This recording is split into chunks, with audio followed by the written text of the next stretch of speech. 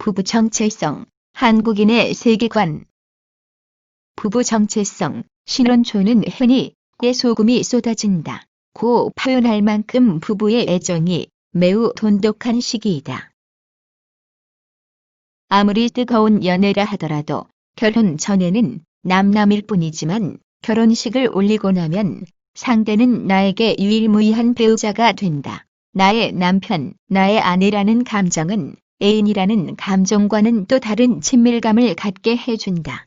때문에 신혼 초기의 부부는 상대에 대한 배려와 성실성이 그 어느 때보다 지극하다. 또한 이 시기는 배우자의 매력과 장점이 주로 마음에 들어올 때이므로 일종의 환상적 감정이 최고조에 이르러 있는 시기이다. 그러나 일상을 함께 하다 보면 차츰 상대의 단점이 보이고 나와 맞지 않는 면도 많이 느끼게 된다. 이제까지는 모든 생활을 함께 하지 않아도 되므로 상대에 맞춰 양보하거나 손해를 감수할 수 있었다. 그러나 매일 반복되는 일상 속에서는 무조건 양보만 할 수는 없다. 상대를 자기 성격과 가치관에 맞추기 위하여 강한 주장도 하고 화를 내기도 한다. 배우자 또한 나와 마찬가지로 자기 입장만 주장하게 되면 거기에서 부부싸움이 시작된다. 부부는 이런 다툼을 통해서 점차적으로 각자의 역할을 나누고 책임을 풀어가게 된다. 연인에서 부부로서의 정체성이 새로 정립되는 것이다.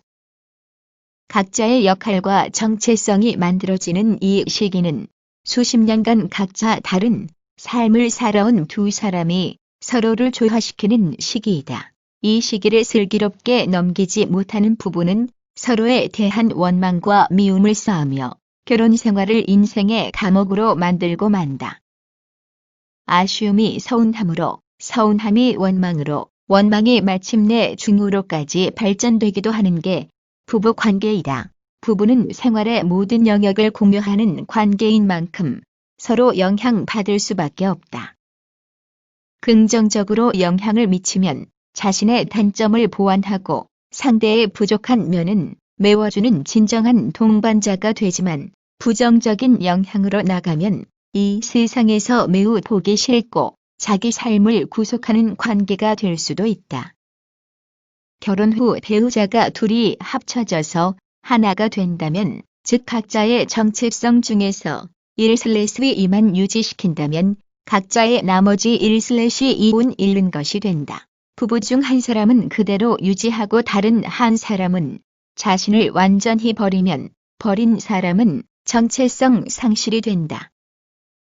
결혼했다고 해서 나를 버리고 상대에게 예속되는 것은 바람직하지 않다. 자신을 유지하면서 사랑도 하고 생활도 해야 된다. 친구들과도 적절하게 관계를 유지하고 자신의 신념을 실천하기 위해 노력하여 정체성을 잃지 않도록 하며 동시에 배우자와의 관계도 잘 유지하는 것은 노력이 필요하다.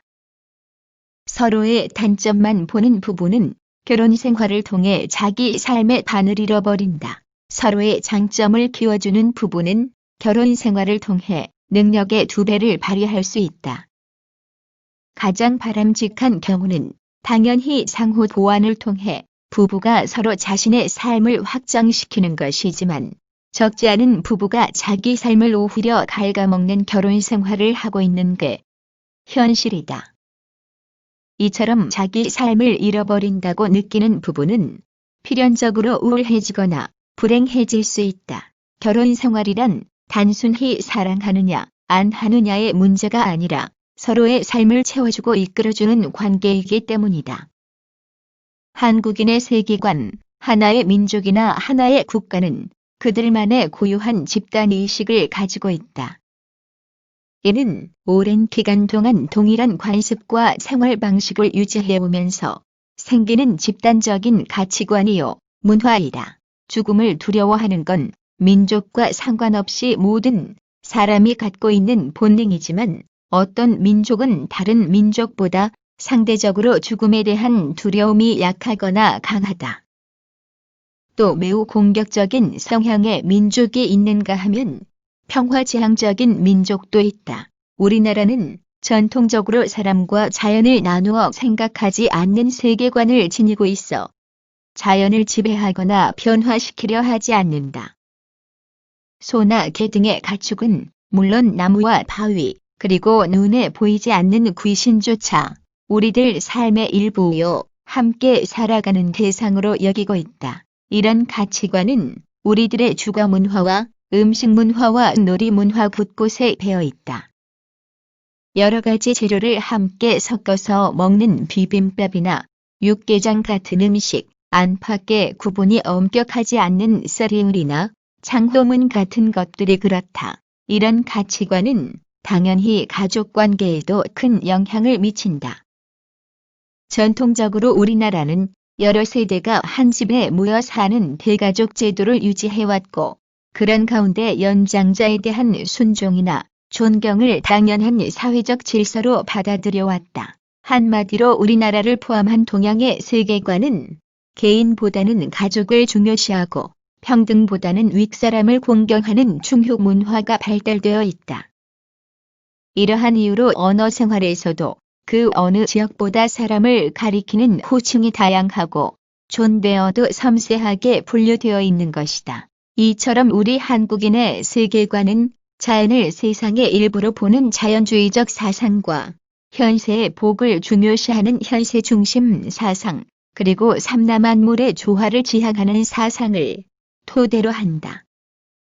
나누고 구별하는 것이 아닌 통합과 조화 그리고 상호 보완의 세계관이다. 반면 서구 사회는 한 개인을 가장 중요한 존재로 여기는 개인주의적 사고 위에서 평등과 자유, 이성적 논쟁에 의한 분리와 대립을 주세계관으로 가지고 있다.